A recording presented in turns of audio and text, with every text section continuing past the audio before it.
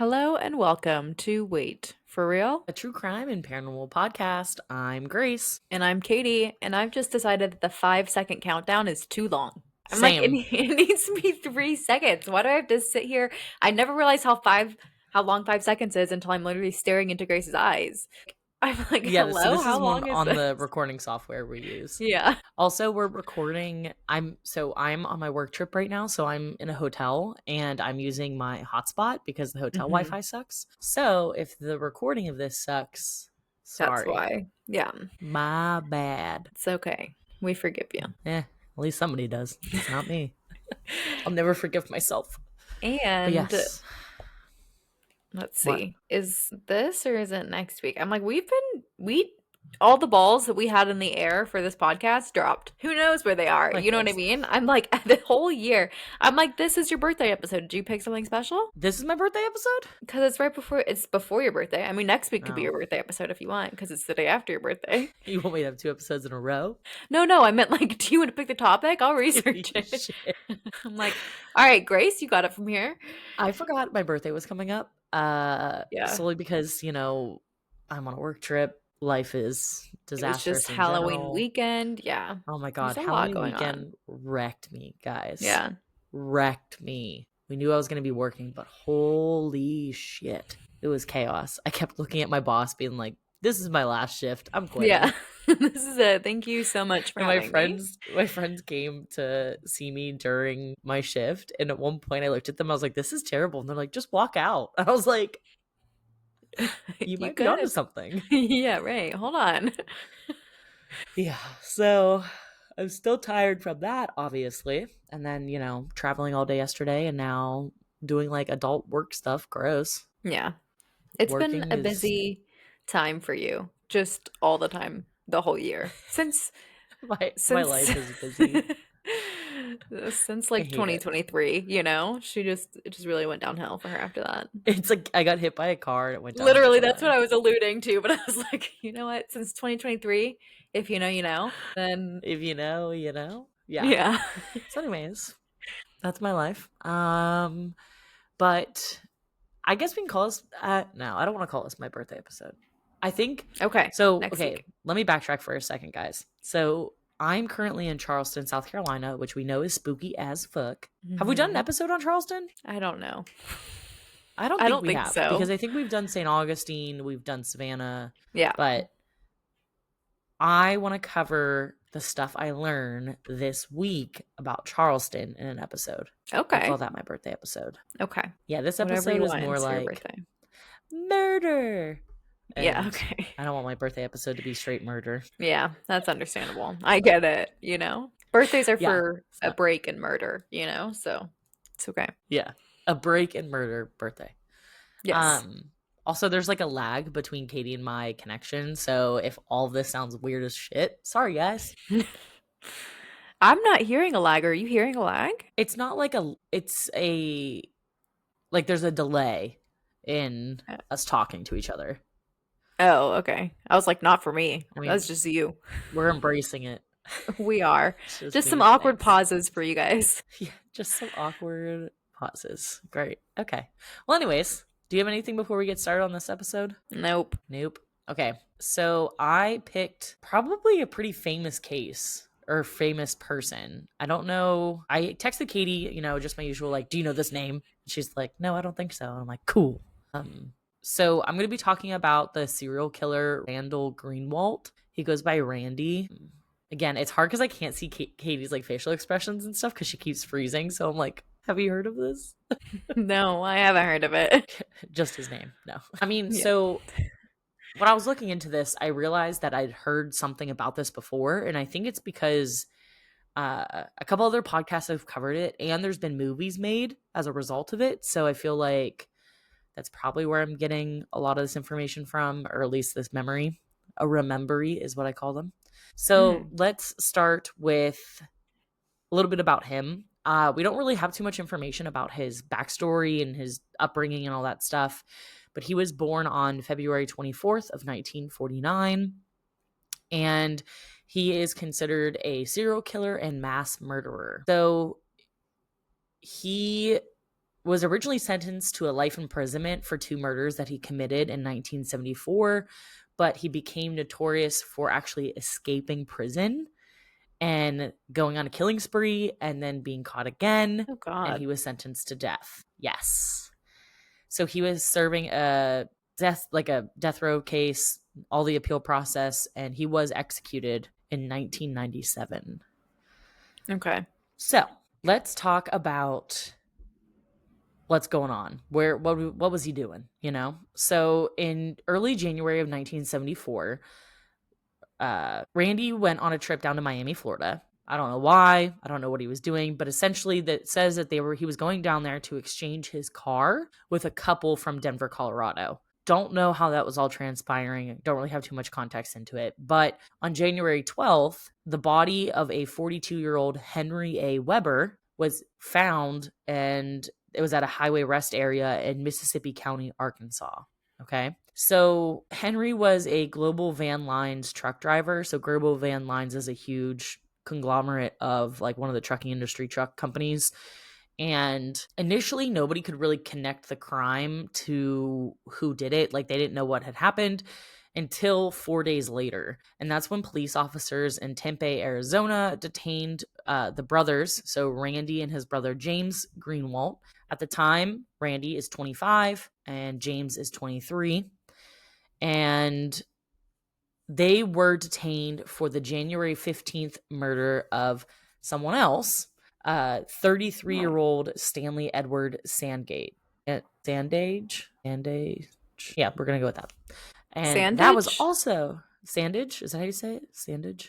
I think so. Sure. Okay. Okay. At a rest area near Flagstaff in Arizona. So, like Weber, who was the one that was killed in Arkansas, Sandage was a truck driver working for Whitfield Tank Lines who was found shot to death in his tank truck in an apparent robbery. And the reason why they considered this a robbery is because he was missing $42 from his wallet. Okay. Yes. So, how were they actually arrested for this? Like, how did they tie them to these murders? Well, it was because they were stupid. No, but they are.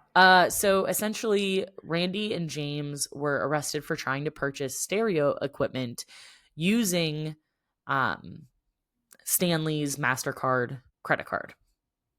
And basically, the card rang up. They obviously were flagged. The police showed up, and once they inspected the vehicle, they found that there was a .32 caliber pistol that was then positively identified as the murder weapon, and a .243 caliber rifle that might have been the second murder weapon, and a third man by the name of George Sanders, who was 33 years old at the time, was an apparent acquaintance of the brothers, who was also arrested for federal firearms violations, credit card fraud, and all that fun stuff.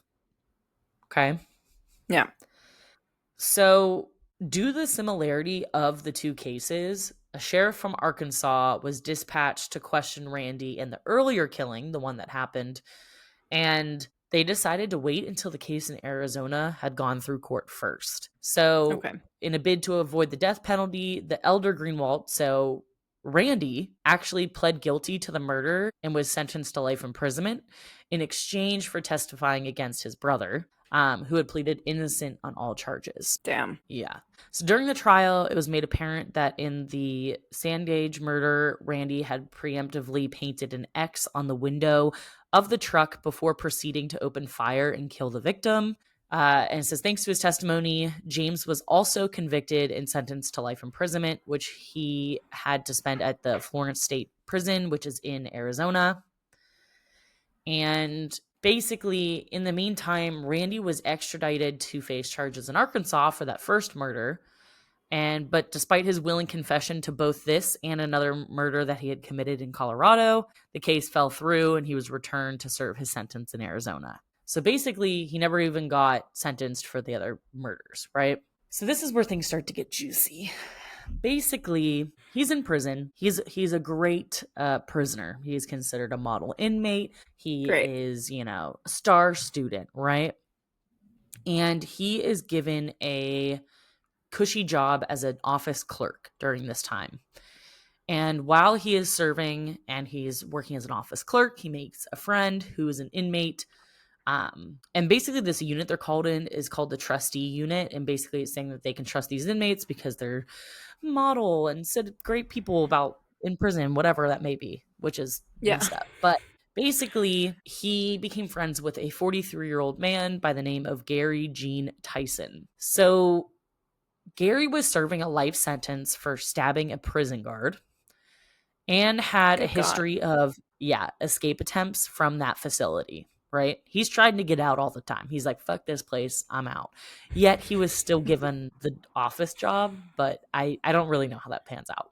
Weird. Yeah. So Tyson had 3 sons, and they are Donald, Ricky, and Raymond. And they would visit him all the time. They would come in and check in on him, ask how he's doing, you know, and basically on July 30th of 1978, his 3 sons came into the prison to visit. It seemed very like similar to his usual like visits with them, but while Ricky was talking to his father, his brothers pulled out a sawn-off shotgun concealed in a cardboard box that they'd been carrying, and they ordered the guards to go into the booth. So basically into like the security booth. So Greenwalt at the time, who had been working in the booth, because remember, he has the cushy leg up on all these positions, cut the alarm and all the phone lines in the booth. So obviously they had done a lot of planning into this, basically. So Greenwald's in the booth, he cuts the lines. The 2 brothers come in, or the brothers of the Tison brothers, sorry, come into the booth, hand him a pistol. They all have these guns now. And at this point, they order everybody to basically like get down. They lock everybody up. They lock all the visitors, the prisoners, and the guards in a supply closet, which is wild to me. And during this time, they are able to escape. So all 5 men escape in Tyson's 1969 Ford Galaxy. And they basically just like walked right out, which makes this a huge Yeah. deal given, prison escape attempts. And they had planned a final destination of a small ranch across the border in Sarek, Mexico. And the reason why they picked there is because supposedly Gary allegedly had connections with a drug smuggling network, and they were going to go work doing that. So upstanding citizen jobs, you know? Yes. Yes, totally. So remember, they're in Arizona at the time when this is happening, and on their way towards Yuma, which is a city in Arizona. They're called the Gang at this point. So the Gang, it's called the Tison Gang if you're looking it up at all. The gang changed their car with a black Lincoln Continental and drove on dirt roads to avoid any roadblocks, because essentially at this time, roadblocks were everywhere. They were trying to make sure that there was no way that they were going to get far. Obviously, as soon as those lines were cut, somebody, like, it raised alarms, I'm using air quotes, towards the rest of the prison that something was going on.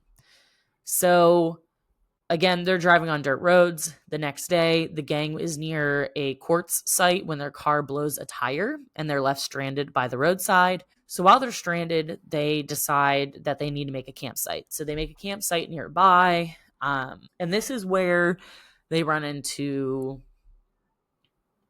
there's an unfortunate situation. So basically, while they're building their campsite, they notice a 24-year-old Marine Sergeant John Lyons, who was driving along the highway with his 23-year-old wife, Donelda, and their 22-month-old son, Christopher, and a 15-year-old niece, Risa Jo Tison. So there's speculation as to what really happened in terms of, like, did they flag him down? What did they do? But basically, Lyon stops his car and offers to help them because he sees that they have a flat tire. But then he and his family members are then forced at gunpoint into the Continental and driven out into the desert. There, Oof. both Gary and Greenwalt, or Randy, proceed to shoot mom and dad and their 22-month-old son, and they were all killed instantly. But the 15-year-old niece, Teresa, was left to bleed out,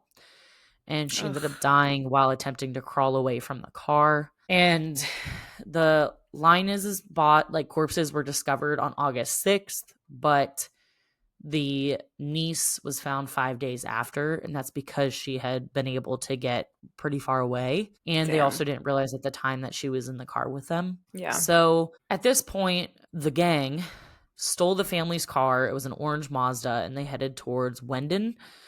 And Wendon, again, is an unincorporated community in Arizona. They're still hunting their way down, right? And they thought to, get away with it, they were going to spray paint the car because orange is obviously a unique color. They spray painted Mhm. it silver. I have a feeling it was not well done, if I had to guess.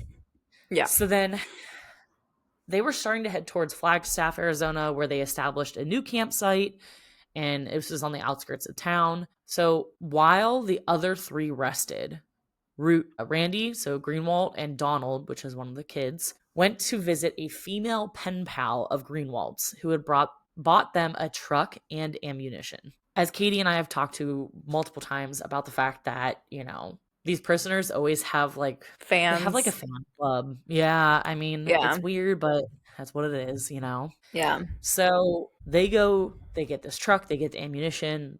They feel like they're set, like they're ready to roll. Shortly after, Gary arranged for a plane to actually fly them out of the United States to from a space or it's called Clovis, New Mexico. But authorities have caught wind of everything at this point. They're understanding the scheme. They see what's going on, and they're like, we need to set up an ambush. We need to make sure that we can capture them in the act. So as the gang arrives at the airport, they're like, shit, the cops are here. They figured us out. So let's turn around and we're going to head towards southwestern Colorado. At this point, I think they're just going wherever the highway looks like it's going to go, right? Yeah. And this is again where they run into some more folks. So they come across a Texas newlyweds, James and Margene Judge, who are 26 and 23 at the time, who were on their way to Denver to watch a football game. So unfortunately, the gang kills them near Pagosa Springs on August 9th, stole their van, and then buried their bodies and fled. And their bodies were not discovered until several months after their disappearance. But the reason why they were able to link them to this is because of the van, and that's what they were caught in. So they start heading to it's called Casa Grande, Arizona, which is where they are staying with a relative of Gary's. They're hiding out. They're trying to, regroup for a day before they make moves. Because obviously they know that the police are going to go towards family members and whoever they have as resources. So they continue their trip back down towards Mexico again. But again, the police have figured, okay, they're going to probably head back that way. So what they actually did, which shout out to the police back in the day, they set up a roadblock at every single intersection of the roads. Damn. Yeah. They put everybody they could on this. They were like, and the roadblocks varied. I mean, it could have been something as simple as the strips, like the spike strips. It could have been they just put cars in the way so the car they couldn't drive through. They did a whole bunch of stuff. And during this time, the gangs obviously they're getting more restless. They're getting more nervous. I guess they're anxious. So they have a couple other things that happen. So they attempt to break into a gas station and they're not successful with that. And then they come upon their first roadblock that they're like, shit, we can't just turn around. We got to get through this. And this is on August 11th. And so what they do is they approach the roadblock in Pinal County and they just start shooting. So the gang opens fire on the approaching officer, barely missing him before they drove right through the blockade. Yeah, which is jacked up. But anyways, so after that police officer radios the next roadblock and says, hey, they're on their way, heads up. Basically, the deputies there immediately open fire on the van. They're like, shoot to kill, shoot to stop, whatever it needs to do. And Donald Tison, who was driving at the time, and it's the son, was fatally hit in the head, causing the vehicle to careen off the road because essentially he was shot and then just fell limp, took the car in whatever direction it wanted to go. Once the van halted, the remaining four actually jumped out and fled into the desert. So deputies chased after them and they were able to catch up to Greenwalt and the two living Tison brothers. So they had used a helicopter that was illuminating the area and they found them lying in a ditch. Then when you think about the fact that, Gary is still out there somewhere, I will say that, when Greenwalt and the brothers were caught, they were armed and they were willing to shoot back, but then somehow they were able to peacefully surrender to the authorities. I don't know how that happened, but I guess I got to watch that movie and see if they say it. But anyways, Gary Tison remained on the run for 11 more days, and Wow. his body was discovered by a chemical worker under a tree near this guy's workplace. His name was Ray Thomas. And Gary had died from exposure about a mile and a half from where the van had crashed because of heat. The desert is not a nice place to be. So, No. following their capture, you have Greenwalt and the two Tison brothers, and they're arraigned on charges of a prison escape and assault, for which they are speedily convicted in December of 1978. Then afterwards, Greenwalt was charged with 4 counts of capital murder, 3 counts of kidnapping, 2 counts of armed robbery, and 1 count of auto theft. While Ricky and Raymond, who claimed that they took no part in the killings, pled guilty to 1 count of murder as a part of a plea bargain to testify against their accomplice. So, however, once they refused to do so, the judge declared a mistrial and reversed the verdict, allowing the brothers to be charged anew, which I didn't think you could do that, but that's besides the point.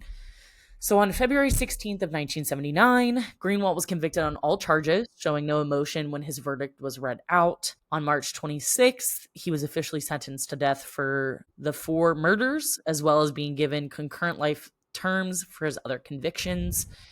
And Justice Douglas Keddy later stated that he had no reason to be lenient with the convict, as he found no mitigating circumstances in the case and determined the killings to be cruel and unnecessary. And also, it should be noted, like, the murder charges that were in Colorado were dropped following the Arizona convictions, and the case was officially closed. So, quick sidebar to Ricky and Raymond. They, I don't want to say they're not the brightest bulbs, but there's It's reason okay, you to can say it. believe. I mean, yeah, there's reason to believe that they really didn't know, like, they were very much like under the guise of their father's rule, and they did what they could to Yeah. survive. And, Mhm. they really didn't realize the severity of what they were doing. Yeah. And you got to think too, they're young. They're literally Yeah. 18, 19, and 20 when this happens. So sad. Yeah, it's very sad. So let's go back to Greenwalt for a second. We want to talk about his execution, because this is actually how, I don't know why, but I'm like, I think there's a lot of people that have a fascination with people's last meals, like death row meals, because there's literally cookbooks about it, which I know Katie had one. Yep. Yep. But that's sort of how I found this case to begin with, is because of his death row meal. It's not that exciting. Now I'm making a huge buildup for something that's going to suck, but basically, Randy spent 2 decades on Arizona's death row with unsuccessful attempts to have his sentence commuted. Greenwalt was executed via lethal injection at the Florence State Prison on January 23rd, 1997. And I have something here. I have an article that was written like the day it happened. Let's see. It said would be executed by lethal injection on January 23rd, 1997. And he is quoted saying, his final words are, quote, "I have prayed for you many times, and the Lord is using you well. Don't worry about me. I'll be fine." So he had made that final comment to the Department of Corrections Director, Terry Stewart, and then he received that trio of injections, and it took approximately 2 minutes or 3 minutes for him to die. This also happened in the middle of the night, so they did the execution at approximately 12:07 a.m., and that is because there was a lot of publicity surrounding this injection, or this death row case. That's because they had a huge group of people that were opposing of the use of the death penalty. So you got to think that he murdered at least 9 people, and well, I don't know where I was going with that thought, because the thought went like this. But on the I'm just gonna skip ahead, guys. Sorry. On the day of his death, there were 28 witnesses, including his sister, Darlene Anna Greenwalt. So Greenwalt actually like smiled at everybody as he was getting like strapped down to the table, and getting the IVs and all that stuff. And it said that he did mouth the words "I love you" to his sister in the last few seconds of his life.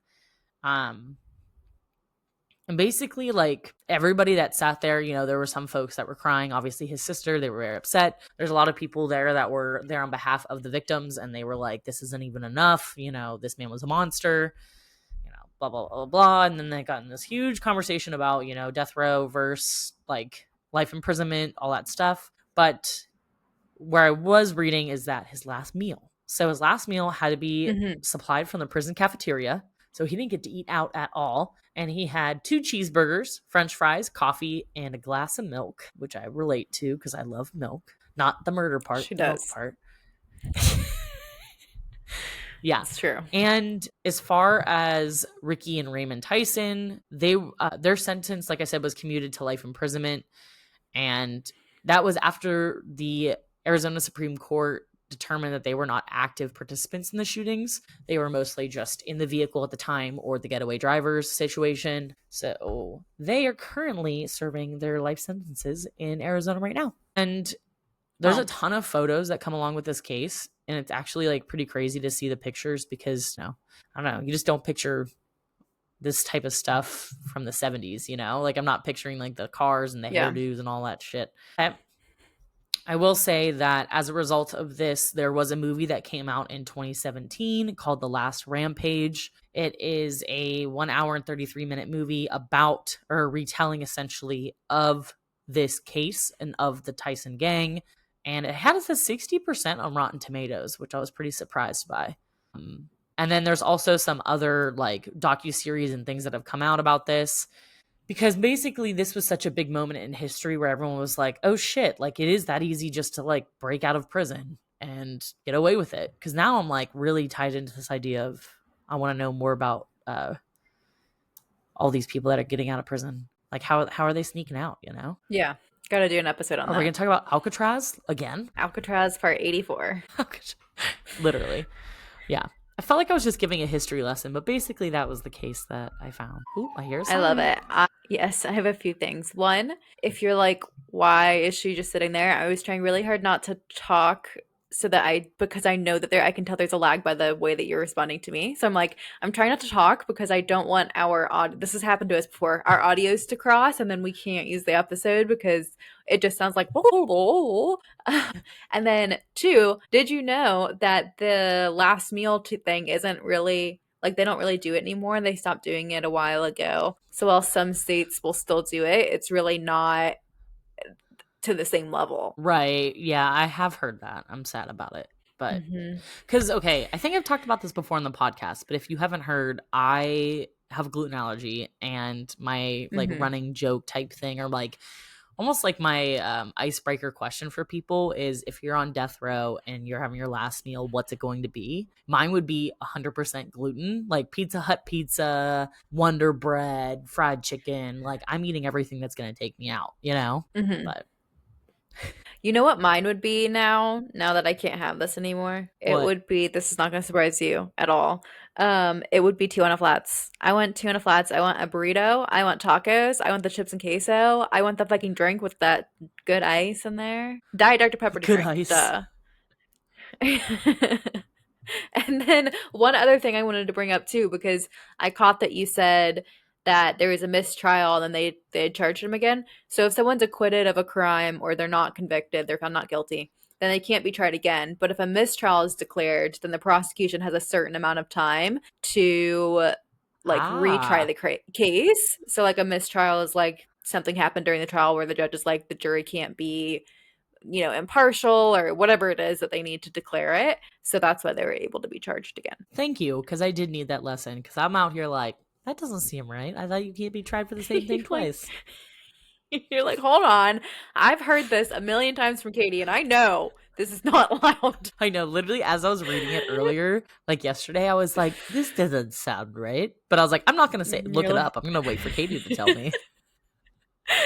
The 70s and 80s, a lawless time, No, seriously, let's talk about the outfits then, man. The police officer outfits. Have you watched Reno 911? No. Okay, well, their outfits are basically the same, and it makes me cackle every time I see them. but That's amazing. the fashion statements. So, Truly. Not the same now. no, not at all. But Mm-mm.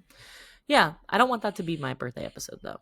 I feel like that's just No, it's not. It's pretty not. fucked up. It's not. I promise. I know, but now I'm like having an existential crisis about this. Well, your birthday is like the day before our next episode, so it's totally fine. Yeah. It's fine. You Yeah. can do whatever you want. It's your birthday. You could do your birthday episode on Christmas if you want. It's lawless here too. I I hope don't we're not care. doing an episode on Christmas Day. Have we? No. I mean, Oh, sometimes we release like bonus episodes. I know. And also, guys, if you're following us on Instagram, I don't know why, but none of my images posted for Wednesday or for Really? Friday. Nothing What the posted. fuck? What is I don't know what this? I'm doing wrong. I mean, it's probably I my don't fault, think. honestly. But I made No, all no, these no. pretty I'm sure images it's for not. everyone to see. And now no one will ever see them. And now nobody will ever see them. Oh my God. We are one person. We are indeed. Okay. Well, the lagging part is stressing me out right now. Me too.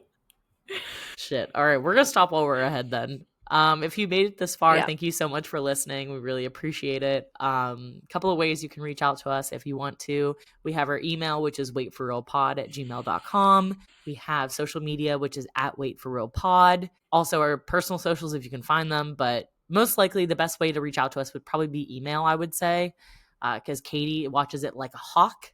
Couple other things. If you know about this case and want to tell us something, feel free to reach out. If you want to tell us about, if you're like, hey, Grace, you should cover this for your birthday, let me know and I'll cover it. I can be easily swayed. Also, a couple other things. If you like what you're listening to and or watching on YouTube, make sure to like, follow, subscribe, give us reviews, thumbs up only.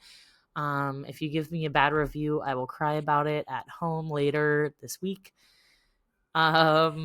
If you want to try to support us in another way, you can do so by buying us a cup of coffee. Shout out to the people that have been buying them for us recently. We really appreciate it. One day we'll have enough money for a lighthouse, or I mean, at this point, I think we can buy like an espresso machine. So we're getting there. True. Is there anything else I'm forgetting, Katie? Mm-mm. Nope. All right. Well, then we're going to end this hopefully on like in sync, but we're going to end it with Go to therapy. don't forget to leave the lights on.